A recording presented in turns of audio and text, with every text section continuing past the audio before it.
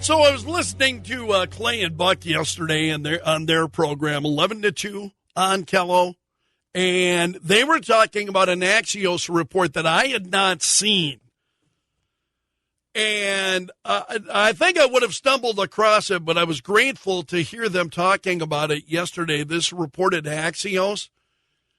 It's a lengthy report from left-leaning Axios, but it's a lengthy report over the internal struggles in the Biden administration over the border. And it's pretty incredible. It's pretty incredible. Others, I think, are putting it probably more succinctly than I can. Matt Vespa over at Town Hall picked on this, and he said, he reads my mind, he says, I don't need to explain that the situation at the southern border is a nightmare. We have been subjected to a deluge of migrants entering the country illegally daily. You've seen the reports about the border crossings, how it strained our health care and social systems. He says Denver hospitals are about to collapse. New York City had to dole out $53 million to give illegal aliens prepaid credit cards. And it's one of the reasons why, as I touched on earlier, I think Chicago Democrats are lashing out against our mayor. I've got more on that in a moment. But Vespa says, now we have this lengthy report. He's talking about the Axios report about the level of dysfunction, rage, and interdepartmental animosity within the Biden administration over the border crisis. He says, we could expect that since this White House is staffed with the inept and the brain dead, but on this matter, it's total chaos. So this report from Axios, I printed it out, it's pages long. Pages long. And usually, they're trying to boil things down, a couple, 2-3 pages at most. You get a lot of stories from Axios. This is probably 4 or 5 times that. And so I just want to share a portion of this. Aboard Air Force One en route to tour the southern border in January 2023, President Biden sat at the head of his conference table and exploded with fury. The president lit into his team, and then going through the names of those who were there, he demanded obscure immigration data points and vented when his staff didn't have them handy. Then they say why it matters. The previously unreported meeting, recounted to Axios by 3 people familiar with the events, is emblematic of the Biden administration's struggle with the border crisis during the past 3 years. Infighting, blame shifting, and indecision. Now keep in mind, I want you to keep in, this is left-leaning Axios who is reporting this. This isn't Conservative Review. This isn't, any of the conservative outlets. This is Axios that's telling this story. And they say after Biden was angry, his fury subsided, and aides scrambled for the information he wanted. People in the meeting later told others in frustration that his winding process and irritability were making it more difficult to reach decisions about the border. The White House says, the meeting was productive. Spokesperson Andrew Bates told Axios that multiple firsthand participants of the meeting refute this description. Oh, well, of course they do. These are people who are used to lying. They lie about everything. How can you trust them now? Well, you can't. Obviously, you can't. They lie about everything. Professional liars, that's what they are. Seriously. That's what we see coming from this administration. The rolling chaos along the border has grown to the point that Biden now is embracing immigration policies he ran against in 2020, such as restricting asylum laws and suggesting he'll shut down the border as the crisis threatens his reelection. Yeah, you want to make the Democrats pay attention? When it becomes a threat to their reelection? And that's not just true of Democrats. Let's be fair. It's true of Republicans, too. It's true of Republicans. It's true of politicians, period. You threaten their reelection. Wow! Now they're concerned. You've got their attention.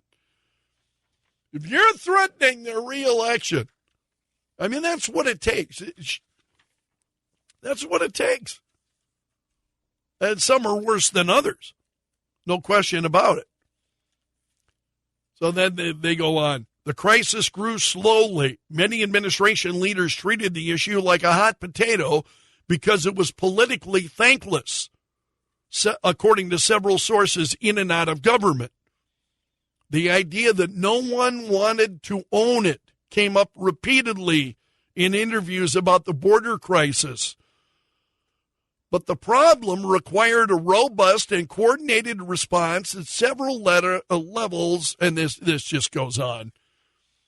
What it boils down to, and I think Matt Vespa put it really, really well in this piece, you know, he goes through all of this piece, and you've got, you know, Susan Rice and what she's involved with, what she's up to.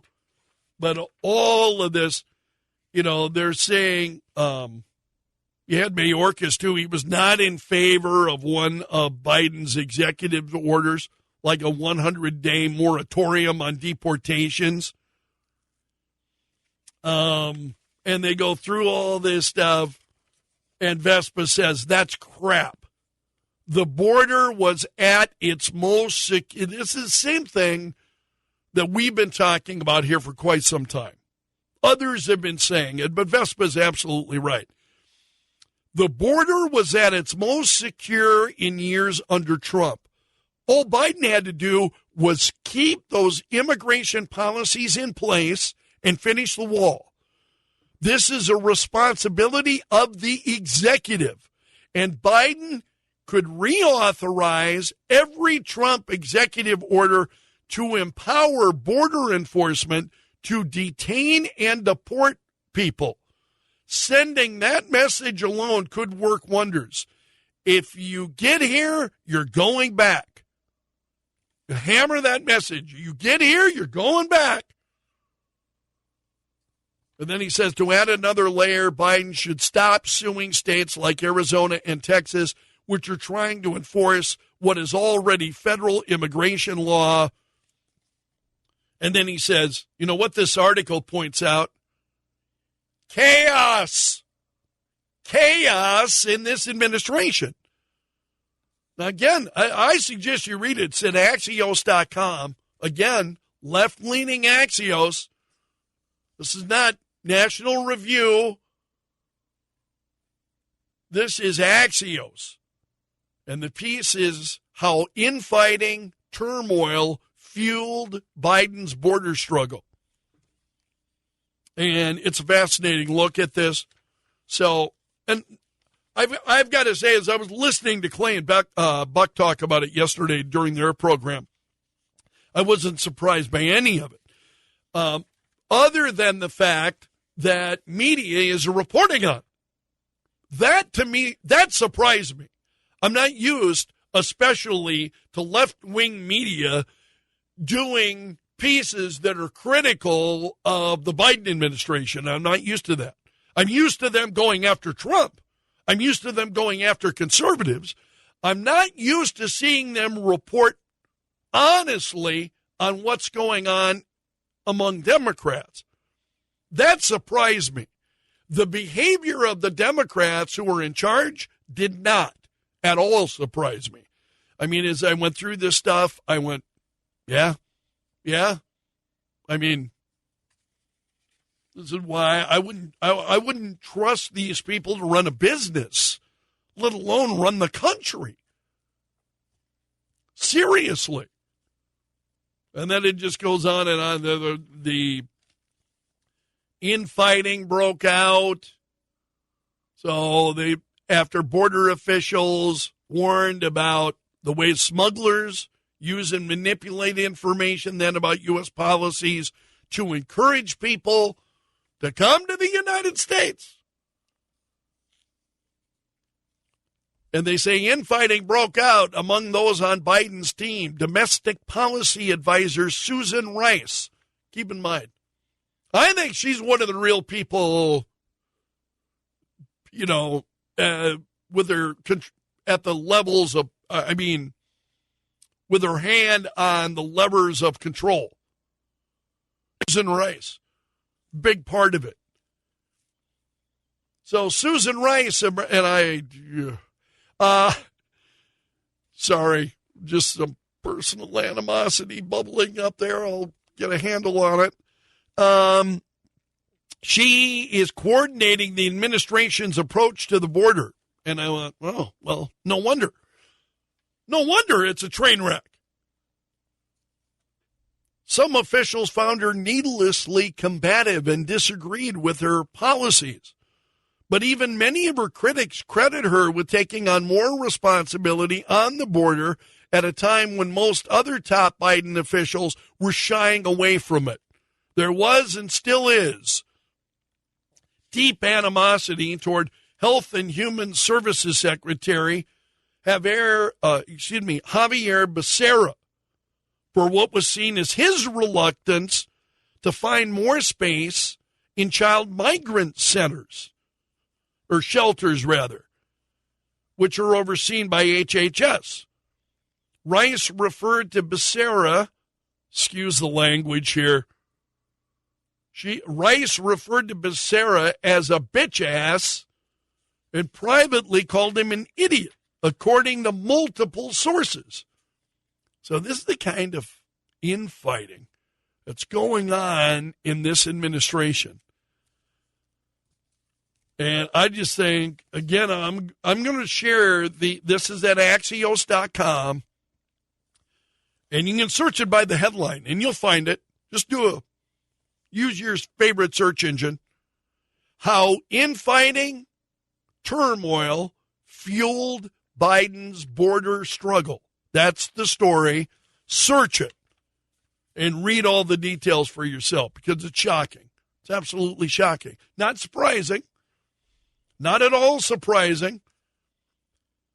So also, Rice clashed with Vice President Kamala Harris. This went back to 2020. Both were being vetted for vice president. Rice later told people she thought Harris and her team were partly responsible for opposition research that resulted in negative coverage of Rice. Now, much like Kamala, I think Rice is her own worst enemy. Rice appeared to take Rice apparently appeared to others that Rice was taking pride in being more informed on the border than Harris. Does it take much to be more informed than Kamala Harris? I think you are more informed. I think I have done a better job informing you on the border than... And I'm not saying I'm great at it. No. I'm saying the vice president's a joke. So it's just absolutely incredible. Also, a policy advisor to Rice and then Harris before leaving last year. Oh, I bet he couldn't wait to get out of that hellhole. Disputed that there was tension. As a former senior staff member for both Vice President Harris and Ambassador Rice, I know firsthand that they and their teams work hand in hand to address the complex issues of migration. So now Rice, left her position last year. Now it's Neera Tanden, who is the new head of the Domestic Policy Council. She's been less engaged on the border. So this issue of the border, you know how important this issue of the border is. We talk about it all the time. I mean, it's just, we see it cropping up in what we were talking about last hour. And I mentioned a story earlier, and I want to go through this in more detail. This is a National Review report that came out yesterday. And it shows how Democrats, I repeat, Democrats in Chicago and Illinois are responding to all of the illegals that have come into Chicago and into Illinois. And they are waking up, is what it boils down to. They're waking up. One is Zerlina Smith Members. She is a candidate for the Cook County Board of Commissioners. And she was particularly, like other Democrats in Chicago, what they're seeing is that monies that would go to, for instance, homeless Americans, right? Homeless people who need assistance, who need the support and the help. The monies that would go to them, all of those resources, all going to illegal aliens. And they're angry about it. So Smith Members said, we have people who have come here illegally, who have jumped the line, she said. And she also rejected Mayor Johnson's attempts to try to blame this on Texas.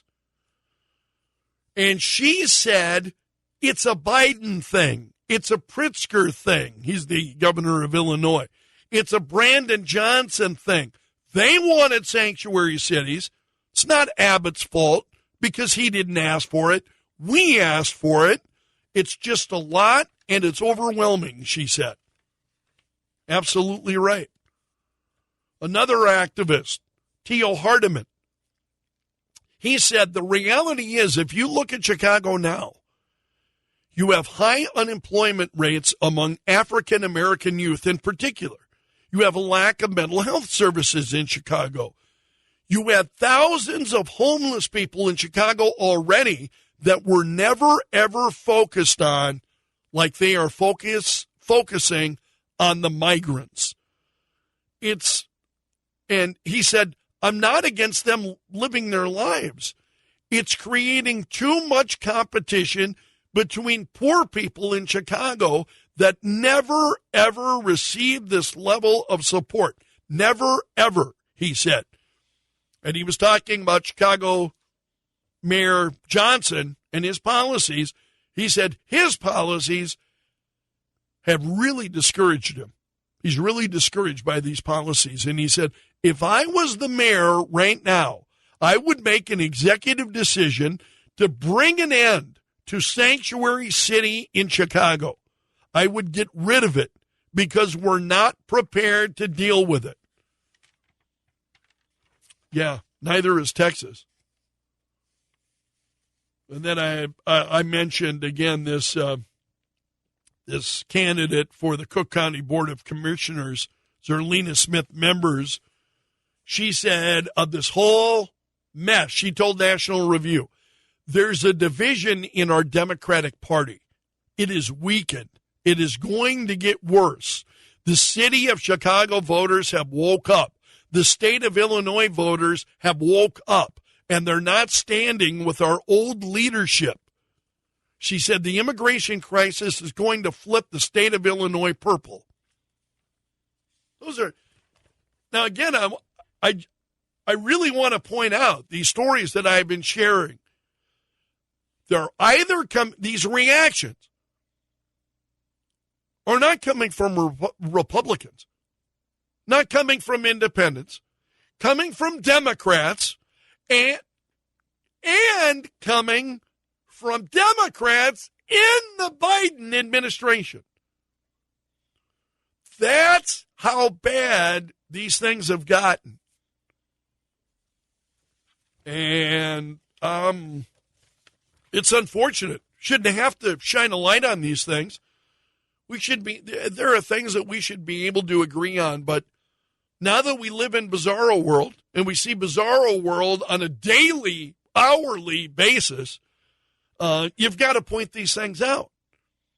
Again, these are not the complaints of Republicans, just Republicans.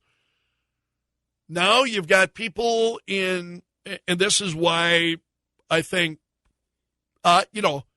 this is why I applauded Governor Abbott's decision to send some of these folks to Chicago, to Illinois, because what it did and what we were hoping for, right, is that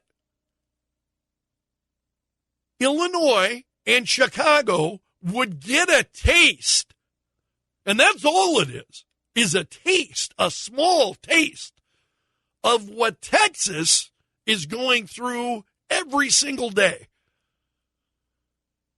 And they're waking up. And you've got to hope that good things will result.